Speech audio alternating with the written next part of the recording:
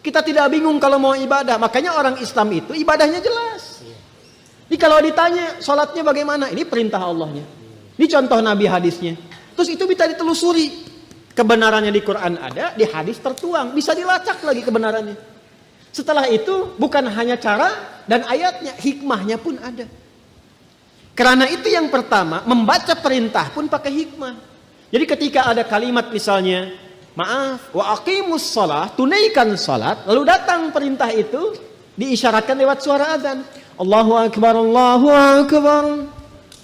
Begitu tiba suara azan itu biasanya kalau iman sudah dikonfirmasi di hati, getaran muncul di jiwa.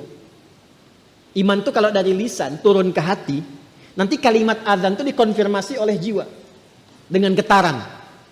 Maka kalau Anda dengar azan, tiba-tiba ada getaran di jiwa untuk merespon itu tandanya keimanannya bagus. Itu ada di Quran surah ke-8 Al-Anfal ayat kedua. Kita masih di Al-Baqarah ayat 21. Innamal mu'minuna alladzina idza dzukirallahu wajilat. Jadi insan beriman yang sejati itu kalau imannya masuk ke dalam jiwanya, nanti ketika disebutkan nama Allah ada getaran dalam jiwanya. Merespon panggilan iman itu. Allahu akbar, Allahu akbar. Sudah azan. Diminta siap-siap. Diminta siap-siap. Lalu apa yang terjadi? Kalaupun dia bertanya, pikirannya bertanya, ya Allah kenapa ya saya mesti sholat? Itu langsung dijawab. Hayya 'alas shalah. Kenapa ya Allah? Hayya 'alal falah. Supaya kamu dapat falah. Apa itu falah? Bahagia dan sukses. Tadi yang saya terangkan di awal. Jadi kalau kita membaca setiap ibadah itu sebagai bagian jalan kebahagiaan dan kesuksesan, semangat kita sholat. Semangat.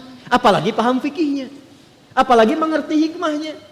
Apalagi kita ngerti Qur'annya. Ya Allah, nangis tuh kalau sholat itu. Allahu Akbar. Nangis. Ya ayyuhalladzina amanu ista'inu bisabri wassalah. Hei orang-orang beriman, kalau sedang ada kesalahan, sedang punya masalah, sabar, terima dulu. Jangan dikeluhkan. Karena masalah itu dihadirkan bukan untuk menjadikan dirimu bermasalah. Supaya engkau meningkat kualitas. Supaya kehidupanmu lebih baik lagi. Supaya engkau makin teruji, makin kuat. Dan tidak mungkin kata Allah, aku menguji kecuali engkau sanggup mengatasinya. La yukallifullahu nafsan illa wus'aha. Apakah berhenti sampai situ? Tidak. Datang kepada aku minta solusi lewat salat. Ya ayyuhalladzina amanu ista'inu bisabri wassalah. Kamu sabar, terima dulu. Saat sholat datang padaku minta solusi.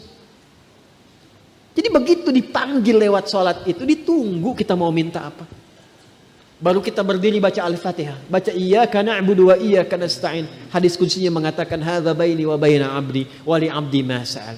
Ini perjanjian antara aku dengan hambaku. Kalau hambaku benar cara ibadahnya, apapun yang ia minta sekarang aku berikan sepanjang maslahat untuknya. Itu hadis qudsi.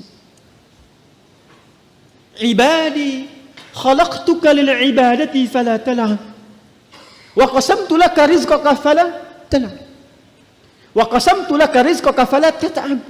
Hambaku, aku ciptakan kau itu untuk ibadah. Wa ma khalaqtul jinna wal insa illa aku ciptakan kau untuk ibadah. Artinya kita dicipta ini memang supaya bahagia. Karena ibadah itu pengantar kebahagiaan. Kita itu tercipta untuk senang. Saking sayangnya Allah kepada kita. Kehidupan rumah tangga itu menyenangkan. Kerja itu membahagiakan. Jadi kalau kita larut dalam kesedihan, berarti ada sesuatu yang tidak berjalan dalam kehidupan kita itu. Wa qasamtu laka rizqaka fala tat'am. Kamu aku ciptakan untuk ibadah, jangan banyak mainnya kata Allah. Kalau kamu benar ibadahnya, jangan khawatir tentang rizki. Aku bagi dan aku percepat. Engkau gak usah lelah mendapatinya. Itulah ibadah. Kurang apa Allah di situ? Dan itu dibuka untuk semua hambanya gitu. Itu yang luar biasa. Dan itu berjalan di setiap kesempatan generasi. Dari generasi awal loh.